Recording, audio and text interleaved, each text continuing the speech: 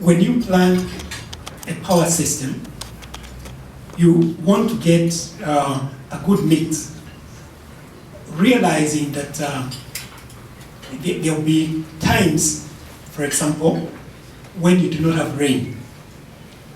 At that time, you will need to run the thermal plant at a very high capacity factor, because the idea is that the power system should be so well balanced that there's no time the country will run out of power.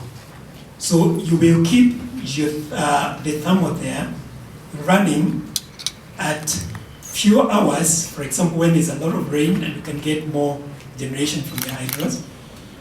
But when the generation from the hydros diminishes, then your thermals pick up quite a bit. So if you wish, then the thermals will be more like on standby most of the times.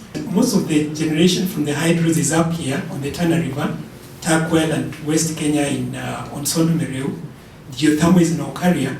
You drive that power to Mombasa, that's a very long distance. By the time you get there, the pressures come down a bit, and you need a kind of a booster. So you have thermal units there so that you can stabilize the power supply in Mombasa. So even during the day, you still run it anyway, So we cannot eliminate the thermal completely. What we are doing really in the feasibility study is first of all to draw up a blueprint, because we have this very vast area in our area.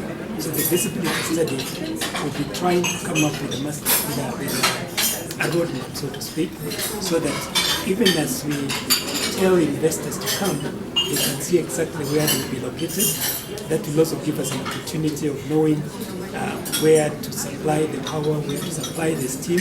So we're expecting the feasibility study to be completed by end of the first quarter next year.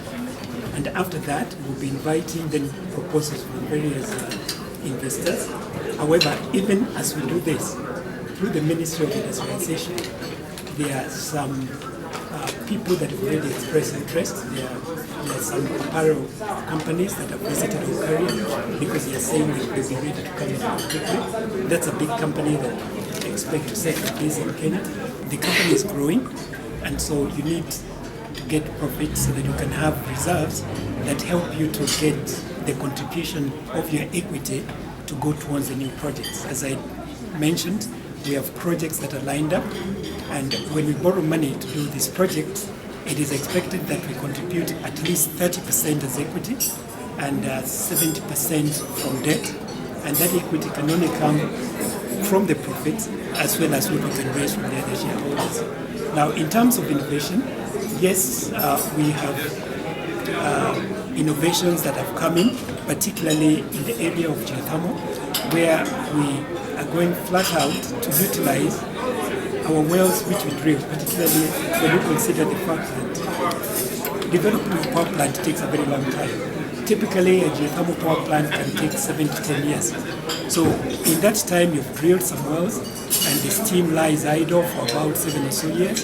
So some of the innovations we have is introducing what we call wellhead units, which are small units which we can put right on the top of the well and start generating some energy and make some money, which can then help us as we wait to construct the main power plant.